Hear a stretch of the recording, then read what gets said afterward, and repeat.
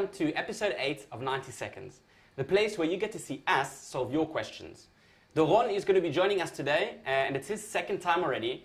He is one of our in-house Elementor experts and works hard on our stunning kits library, which, by the way, recently got updated to include wireframe kits to help kickstart your projects. So make sure to check that out if you haven't yet. Welcome, Doron. Hello. And good luck. Thank you. All right, just a quick reminder of the rules. As always, this show really is for you. So go ahead, ask your questions in the chat. Make sure that they're Elementor how-to related. Could be designs, layouts, certain effects. It could also be a new Elementor feature, such as page transitions, for example. What we'll do is we'll choose questions from the chat and have 90 seconds to solve each one. When the time is up, you get to decide what we do. Either we continue solving it or we go on to the next one. Also, I have 2 time extension cards to use when an interesting question requires more time. And also, of course, a little thank you from us. Participants who asked questions in the chat will be entered into a raffle to win an awesome prize, which I'll announce at the end of the event. All right, so to get the ball rolling, what we'll do is we'll start with an unanswered question from the previous episode. Let's go. Question 1. From Active Wall on YouTube, they asked, how do you format post categories to Elementor full width to match the rest of my posts? Dawn, this sounds like a single post question. 90 seconds? Yeah, let's go. Okay, let's go. Okay, so I'll go to my blog that I have in this kit, and I opened one of the posts here. So I already have a single post template. If I understand correctly the question, he wants to have a full width design for his posts in certain categories or maybe all the categories. Right. So here I have it boxed, but I can change it to full width, just for example. So let's say I have the single post and now it's ready and it's the so way... this is the single post template. This is what you design here. This design is going to be applied to all of your posts. All of my posts. Assigned to the category or yeah, exactly. So what he asks, he wants to assign it to certain category or maybe all the categories. So just go to the conditions of the template. And instead of post, in my case, change it into a category, and then you can select a certain category or simply all the categories. And that's how you get your categories with the full width. Right, great. And also, we've got some remaining time. Let's just access the publish settings. Yeah, all right. And I mean, as you mentioned, we can just control the width over here and full width, and you know, all our posts will look like this. You can edit it like any other page, basically. Yeah, exactly. Any other page. And then here you cannot see because it's a preview, it's a template, but the post content will be here and it will change accordingly if I change it to full. All right, thank you, Doron. Okay. Let's move on to the next question. Taking a Walk from YouTube is asking, how can I quickly add my palette of colors to the color picker? Okay. All right, yeah. 90 seconds? Yeah, let's do it. Okay, so we have actually 2 ways to do that. We can go to the size settings and global colors, and if you already have like a list of the hex values of your colors, you can simply add them here, and then you can pick them anyway in the... So basically your global colors, what you add over here, when you're busy editing on any page or widget, and you access the color picker, you'll see these global colors. Yeah, and now I have them here because I already entered them. But also, let me see, let's just check another page that will be more suitable for this question.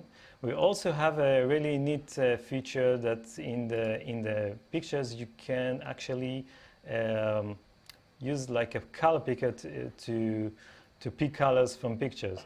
So let's see. Like a tooltip too. I mean, like a right. Yeah. So let me see if it works. I'm not sure. I haven't used it recently, but we have this color sampler. Yeah, and the color sampler can sample colors from pictures. So it's also a really neat way. So let's like just sample colors, and you see it gives me. You access that via the color picker on any widget, on any section. Exactly. And you can save these as globals as well. Exactly. So now let's say I like this color. If I press the plus button, it will be added to my globals. Right. And the color picker also, I mean, all right, we ran out of time. Okay. We hope that answered the question. Thank you. Let's move on to the next one. Cynthia Wells on YouTube is asking, what are the best methods to customize a WordPress menu and take advantage of the Elementor tools? All right. Okay, so the menu. The menu. Okay. 90 seconds. Let's do it. Yeah, let's do it. All right. So let's edit this page, and obviously we're gonna edit the header. I already have a menu here, so I can simply start to customize it. Okay, so we can align it to the left. So this is the nav menu widget in the header, right? We've got a nav menu widget that you can edit over here. And you know what? Let's drag it, like cool. As if this is the first time. Right. And now it's the default. Sometimes take the primary header, which doesn't look so good. So I have here manual links, and it looks much better. Okay. So and obviously, as we said, I can align to the left or to the right. And I can choose, you know, I have many kind of animations, so I can, instead of underline, it could be overline or double line. I'm not sure how much time do we have. We've got half a minute left. Okay, so it's obviously... Maybe you want to show the WordPress side of it, if you want to like have an indent or have like sub-pages. Yeah, all right. So you can style it in many ways, the hover active, but let's also talk about, like you said, the WordPress side. So here you have a link that takes you to the menus. So you can create menus here, and again, so we take the pages from the left side that you have, and you just add them to the menu. Yeah, and you can. I can add another menu 2 item. seconds. 1 second. Okay. All right, the time is up. Okay. We hope that answers the question. Thank you very much. Let's move on to the next one. Lalo Fuentes on YouTube is asking how to create a pop-up email submission form. And as a follow-up, Ron Mao from YouTube is also asking, how do you launch a modal pop-up? Like a simple sign-up form from a button. So 2 questions. Shall I repeat them? 2 questions at the same time? I mean, yeah. Okay. So we tried how to create a pop-up email submission form. All right. And as a follow-up, Ron Mao on YouTube is asking, how do you launch the modal pop-up? All right. So on the button press, what we can do. Okay. All right. Okay. 90 seconds. Let's try to do it. Let's do it. Okay. So I'm limited in time, so I'm gonna cheat. All right. And use already pop-up that I have here. Okay. So let's just make it published and edit it. Okay, so obviously to have a pop-up form, let's say I'll drag it. I drag a form here. We don't need that. All right, the form widget. Yeah, the form widget. Here it is. Great. I'm not going to saving submissions, right? Yeah, I'm not going to style it because we don't have much time. Okay, just a second. Just let it slip to the column. To the right place. Okay. That's more like it. Great. Okay, and now collect submissions. I see actions after submit. You already set collect submissions, which means that so it will when people submit it will be in the back end. It will be there. Great. You can see it. And now set a button to open up this pop-up. Yeah, exactly. So let's go back to our page, and now I can let's erase this one, and I can use the dynamic tags and set it to pop-up, and I will try to search my pop-up. It won't see it because it was in a draft mode. So let's just let's refresh the editor. And all right, we ran out of time. The time is up. And I'm pulling out the extension card because we all want to see this. Yeah, so, okay, he didn't see it because the pop-up was on draft, so he couldn't find it. But now that it's published, if I search it, it's there, okay? Right. So, and let's go to the, let's see the page in action. Yeah, let's see the page in action. And ta-da, we have the pop-up. Right. Yeah. And then you fill in the form, you hit submit. And then let's show them in the back end where that is. The submission. Yeah, so let's go back to the dashboard, and submission are under here. There we go. Cool. Yeah. So here, basically, you'll see everybody that fills it in, and you can. Yeah, and all right. I already have one. You can even export it to CSV. CSV. All right, thank you. We hope that answers the question. Let's move on to the next one. Julie Charon on YouTube is asking how to make a circle text path rotate around another circle image as we scroll. Interesting. Okay. 90 seconds? Let's do it. Let's do it. So let's, for example, make this image more like a circle. Okay. And if we drag a text path, okay, let's drag a text path here and change it to circle. And okay, so the problem is obviously they have to overlap. So we're going to make the position absolute. And I'm not gonna tweak it too much now because we have a rush, and right. so. But just to get the idea, concept. Just to get the concept. So if we use the motion effects, rotate. So as we scroll, the text will rotate. You did the motion effect on the text path widget itself. Yeah. Right. And the text will rotate around the image. Obviously, we have to tweak it a little bit so it will be more accurate and not like we did in this example, but this is the idea. All right, well, we hope that answers the question. Of course, you can tweak that also for mobile, right? Make sure that it looks the same on mobile, etc. All right, let's move on to the next question. Custom-made store on YouTube is asking something simple but cannot do. A scrolling text, like a banner, for instance. Let's just read it again. Something simple but cannot do. Okay, so a scrolling text like a banner, for example. It sounds like a scrolling animations. Yeah, I think actually we can do that. 90 seconds? Let's do it. Let's do it. Okay, so let's make just a new section.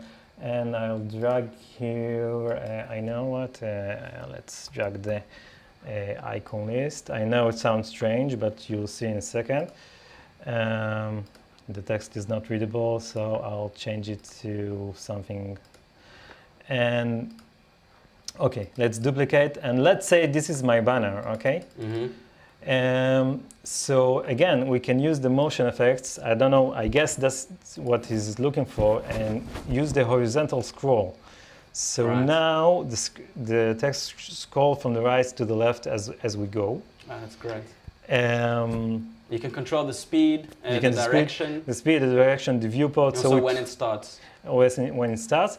Also, you can also maybe use the CSS transform, which You got the transform over there under the motion effects? Yeah. Just a second. Oh, I don't see it for some above reason. there. Above background. You were there. There you go, transform. Transform. So, yeah, and so you also can do something here. You can do it like in Hoover. I will do something like some kind of offset in Hoover. So it's another option if you like it. I'm not sure if it's what you're looking for, but I think it's also a nice option. All right, thank you, Doron. Let's move on to the next question. Christoph Pollack on YouTube is asking, is it possible to make the site logo overlap the header into the first section of the page? Yeah. 90 seconds? Actually, yeah, let's do it. Let's do it. You can. So I will, obviously, I will edit the header. Okay, so the logo I have here is not the ideal one for this example, but let's try to do something. So I will make the logo a little bit bigger, and I will put some kind of negative margin. So now, there you go. The logo is overlapping the first section. Right. And I might, I don't know if we have time, but let's maybe... We've got time. Yeah, so maybe I would consider adding some scale effect.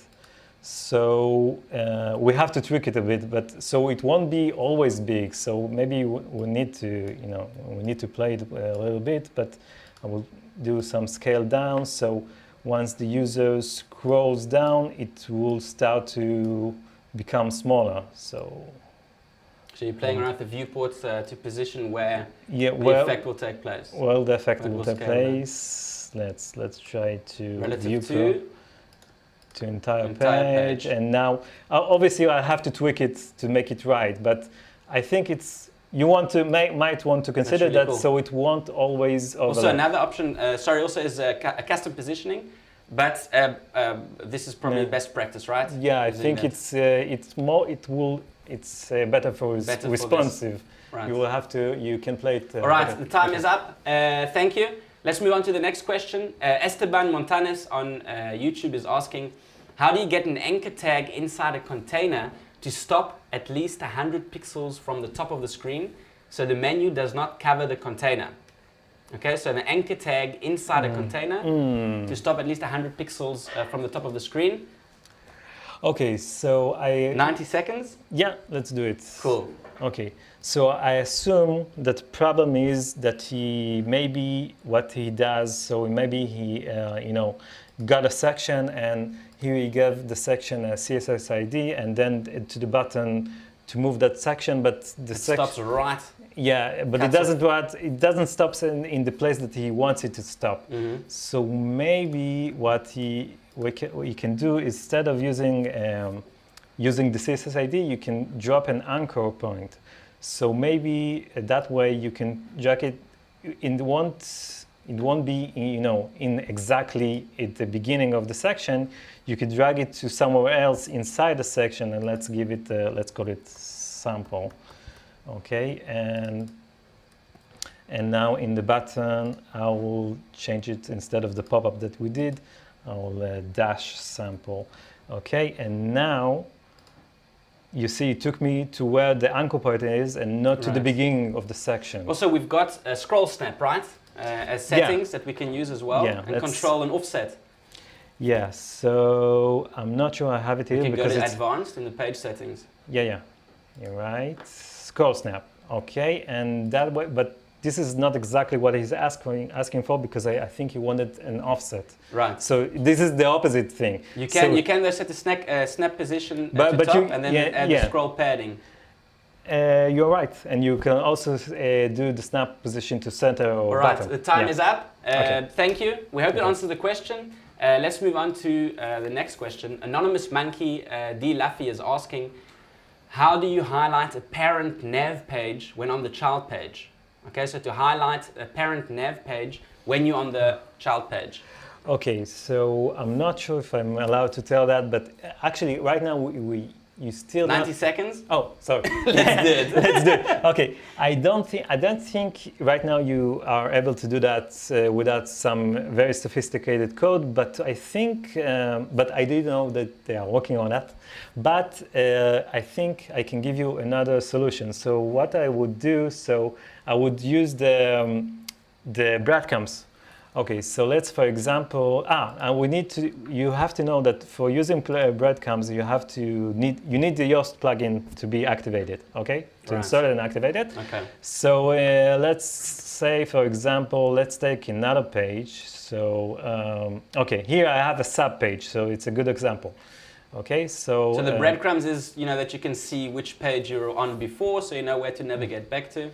Yeah, exactly. So just a second, and now let's search for that breadcrumb. And so this is an Elementor widgets breadcrumbs. Yeah, I know. Now don't be afraid that you don't see anything, because it doesn't have a good preview. But let's refresh now the about page, and as you can see, oh wow, that's interesting. Refresh again. Okay, and refresh again. Cool. And now, as you can see, you see the breadcrumbs, and the user can scroll back to in the hierarchy to the higher page. So it's kind of a solution to the problem. Cool. Yeah. Thank you. Next question, and this is also the last question for today. Jesus Emmanuel Barreto is asking, how can I stick half of the section or one column when scrolling down? Okay. So, 90 seconds? Yeah, let's do it. Let's do it. Okay. Last question. yeah, let's do it. Okay, cool. Let's make it count. Okay, so I'll take this page, for example, and let's edit it as fast as we can. Okay, yeah, let's do it. Okay, so let's, the magic is, I think, is using the inner section. I have here some padding that I want to lose, so let's get rid of it. sorry. Okay, and let's take some intersection. Let's scroll up maybe a little bit in the center so that everybody can see. Yeah, okay, you're right. And let's drag just an image for the sake of the example. Okay, and the magic starts when you go to advanced and motion effects sticky top in our case. I also will give it offset to compensate for the menu, for the header height. And the navbar, yeah. And let's also do stay in column. And let's just duplicate this widget so we had the left column will be much taller. So again, for the content. Yeah, for the sake of the example. And now, as you can see, the right column is sticky. And then when you scroll all the way through it, it stays in the column. Yeah, and if you have this kind of bug that it overlaps the header, so don't forget to go and add some z-index, so it will be lower than the z-index of the menu. And now, yeah. Awesome. That's it. That was the last question for today. Doron, thank you very much. Yeah. That was it. Our eighth episode has come to an end. A big round of applause. Really did a great job. No, thank you. And we hope that you enjoyed it as much as we did and you learned something new. Also, I'd like to invite you to check out our experts network, where you'll find Elementor experts like Roy, Doron, Sam, and Asaf from our previous episodes. It is a great place to market yourself and collaborate with others on projects. All right, time for the raffle. There were many questions, so thank you for that. But the only question that remains is who's going to get the $100 gift card. All right, so let's see who wins today. Just a heads up, if you are the lucky one, don't forget to contact us via 90 seconds, that's 90 SEC at elementor.com. All right. And the winner is Tammy Ellen. Congratulations, Tammy Ellen. Please contact us today via 90 seconds, that's 90 SEC at elementor.com, so we can give it to you. And that's it. Thank you for joining, and see you in the next episode set to take place Thursday, March 17th, exactly 2 weeks from now. So keep your eyes peeled on our social media. Come prepared with your how-to questions. And lastly, the show is for you, so please answer our short survey, which I'll leave in the event notes, just so we can get your feedback and we can make it even better. So thank you, and ciao for now.